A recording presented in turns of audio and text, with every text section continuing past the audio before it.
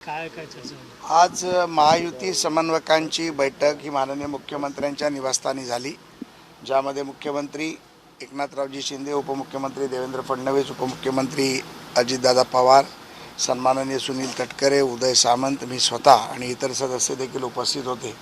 यामध्ये राज्यामध्ये महायुतीचे समन्वयाचे मेळावे आणि एक संवाद दौरा, लाभार्थी दौरा आणि प्रत्येक विधानसभेत एक सभा घेण्याचा निर्णय घेण्यात आला.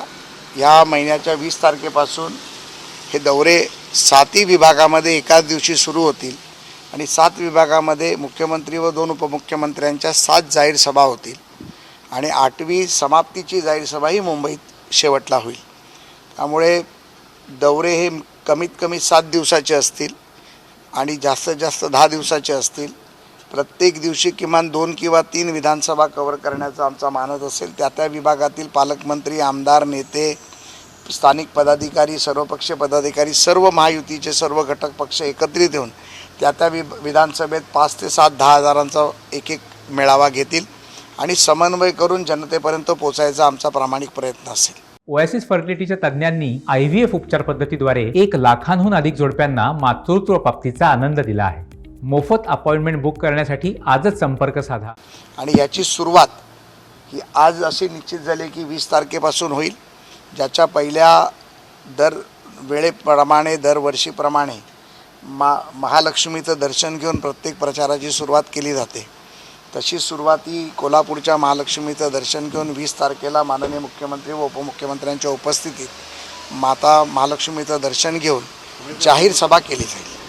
जागा वाटपासंदर्भात काही चर्चा झाली? जागा वाटपाच्या संदर्भात प्राथमिक चर्चा झालेली आहे. त्यामध्ये तिन्ही नेते हे वैयक्तिक पातळीवर बोलतील, पण आमचा जागा वाटपामध्ये कुठेही काहीही तिढा नाही, कुठेही आमचा गैरसमज नाही. त्यामुळे या तिघांच्या संमतीने एक आराखडा तयार केला जाईल आणि दिल्लीच्या नेतृत्वाबरोबर बसून लवकरच जागा वाटप देखील मला वाटतं की कदाचित आमच्या सभा सुरू होण्याच्या आधी जागाचा देखील निर्णय झालेला असेल. एक बातमी अशी येते की भाजप आपल्या 30 ते 40 उमेदवारांची यादी लवकरच जाहीर करणार आहे. यामध्ये कितपत अशी बातमी मी देखील ऐकली, परंतु भारतीय जनता पार्टी हा राष्ट्रीय पातळीचा पक्ष असल्यामुळे त्याच्याबद्दलचा सर्व जो निर्णय आहे तो माननीय देवेंद्रजी आणि कोर कमिटीमध्ये घेतला जाईल आणि केंद्राच्या निर्णयानंतर त्या बाबतीतल्या जागा जाहीर केल्या जातील. आजच्या बैठकीत जागांबाबत काही चर्चा नाही, एकत्रितपणे लढणे, एकत्रितपणे समन्वय साधणे, एकत्रितपणे सभा घेणे, एकत्रितपणे जनतेची जी कामं या राज्यामध्ये 2.5 वर्षात झाली आहेत ती लोकांपर्यंत पोचवणे, लाभार्थींच्या योजना पोचवणे आणि सर्व कार्यकर्त्यांचा समन्वय. मग भाजपा, शिवसेना, राष्ट्रवादी, रिपाई, इतर घटक पक्ष हे प्रत्येक ठिकाणी त्यांचा सन्मान, त्यांचा मान, त्यांच्या नेत्यांचा सन्मान, ह्या सर्व गोष्टींच्या बाबतीत चर्चा झाली आणि त्यामुळे समन्वय समिती जी आताच्या ह्या कार्यक्रमासाठी 7 जणांची समन्वय समिती केली आहे, ज्यामध्ये उदय सामंत साहेब आहेत, संजय खोडके आहेत, तटकरे साहेब आहेत, मी स्वतः आहे, आशिष कुलकर्णी आहे, खासदार गोपचडे आहेत, योगेश तिळेकर आहेत आणि समन्वय समितीचं नेतृत्व मी करतो आहे. त्यामुळे मला वाटतं की या माध्यमातून आम्ही येणाऱ्या 10, 11, 12, 13मध्ये सर्व विभागवार देखील आम्ही दौरा करणार आहोत. सर्व विभागाच्या त्या विभागाचे जिल्हाध्यक्ष, सर्व पक्षाचे मंडल अध्यक्ष, प्रमुख पदाधिकारी, आमदार, कार्यकर्ते यांच्या बैठका घेऊन 20 तारखेपासूनचा जो दौरा लागला आहे त्याची माहिती आम्ही लोकांपर्यंत पोहोचवू. एक शेवटचा प्रश्न, ज्या जागांवरती कुठलाही वादविवाद नाही आहे त्या जागा ज्या स्टँडिंग आहेत, ज्या भाजपचा आमदार असेल किंवा संबंधित पक्षाचा असेल, त्या जागा लवकरात लवकर घोषित होतील, जेणेकरून तिथे मला वाटतं की या बाबतीत सन्माननीय अजितदादांनी आजच त्या बाबतीत बोललं आहे की जे सिटिंग आमदार आहेत त्याच्या तरी घोषणा आपण केल्या पाहिजेत. परंतु पुन्हा एकदा मी फार गांभीर्यपूर्वक सांगतो की या बाबतीतला निर्णय घेण्याचा अधिकार या 3 नेत्यांना आहे आणि सर्वोच्च अधिकार आमच्या राष्ट्रीय नेतृत्वाला आहे. त्यामुळे तिन्ही नेते पूर्णपणे एकत्रितपणे बसून त्याचा ठराव करतील आणि दिल्लीतल्या नेतृत्वाशी चर्चा करून त्याबद्दल लवकरच निर्णय देतील याची मला खात्री आहे. धन्यवाद. बैठक माननीय मुख्यमंत्री एकनाथरावजी शिंदे के शासकीय निवासस्थान पर हुई, जिसमें माननीय मुख्यमंत्री, उपमुख्यमंत्री देवेंद्र जी, माननीय उपमुख्यमंत्री अजीत दादा और समन्वय समिति के सभी सदस्य, जिसमें तटकरे साहब है, उदय सामंत जी है, मैं स्वयं हूँ और इतर सदस्य भी सभी उपस्थित थे, जिसमें महायुति के माध्यम से जनता के बीच में हम सभी नेता, सभी पक्ष के लोग, सभी महायुति के घटक एक साथ मिलकर जनता के बीच में जाएंगे, जनता के बीच में किया हुआ काम, लाभार्थियों की योजना बड़े किए हुए काम और 288 विधानसभा में 288 सभाएं लेने का काम करेंगे। हर विधानसभा में वहाँ के स्थानिक आमदार, स्थानिक नेता, पालक मंत्री उसे नेतृत्व करेंगे और विभागवार 7 सभाएं होंगी जिसमें माननीय मुख्यमंत्री, उप मुख्यमंत्री और सभा में होगी, जो लाखों की संख्या में, लाखों की तादाद में हर विभागवार सभाएं होगी, जिसमें से पहला कार्यक्रम 20 तारीख को जाहिर किया गया है। 20 तारीख को माननीय मुख्यमंत्री और दोनों उप मुख्यमंत्री के उपस्थिति में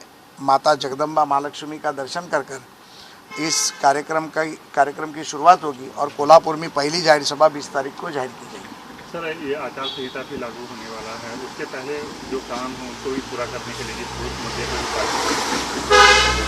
मुझे लगता है कि आचार संहिता लगने वाली है, हमें भी मालूम है, लेकिन जनता की सेवा में जितने जल्द से जल्द ज़्यादा से ज़्यादा कार्यक्रम जनता के बीच में हम पहुंचा सके, जो काम हमने किए हैं उसको पूर्णता तक ले जा सके, जो काम पूर्ण हुए हैं उनका उद्घाटन कर सके ताकि जनता के बीच में उसका लाभ हो, ये हमारा प्रयास होगा। माननीय मुख्यमंत्री एकनाथराव जी शिंदे और दोनों उप मुख्यमंत्री के नेतृत्व में राज्य सरकार ने इतने भरीव काम किए हैं, फिर वो युवकों का हो, महिलाओं का हो, किसानों का हो, कामगारों का हो, कष्टकरियों का हो या आम आदमी का हो, हर एक का काम करने का प्रयास शहरों से लेके गांव तक हमने किया हुआ है। मुझे लगता है वो योजना, सारी योजनाएं जनता तक पहुंचाने का प्रयास हमारा सातत्य से रहेगा। उद्धव जी अभी गए थे दिल्ली गए थे, उन्होंने मुलाकात भी किया था राहुल गांधी जी लोगों से। तो आने वाले चुनाव परिषद क्या कुछ अलग? मुझे लगता है उद्धव ठाकरे की परिस्थिति इतनी बुरी होगी है, मुझे लगा नहीं था। जिस बाला साहब को मिलने के लिए दिल्ली की तख्त से लोग मुंबई आते थे और बाला साहब का आशीर्वाद लेकर निर्णय लेते थे, आज उद्धव ठाकरे जी को जाकर सोनिया गांधी के घर के बाहर बैठना पड़ रहा है, खरगे जी के घर के बाहर बैठना पड़ता है।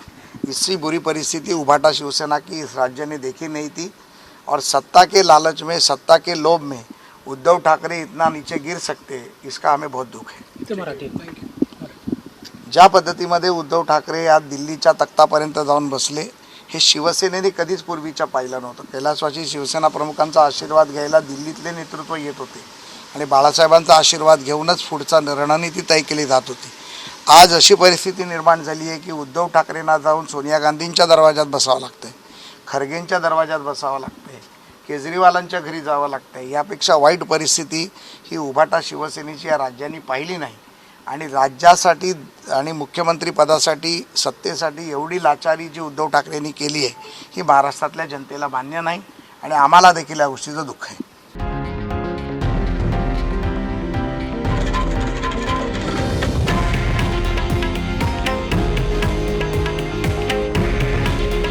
हे आहे देशातील नंबर 1 न्यूज नेटवर्क आणि आपण पाहत आहात TV9 मराठी।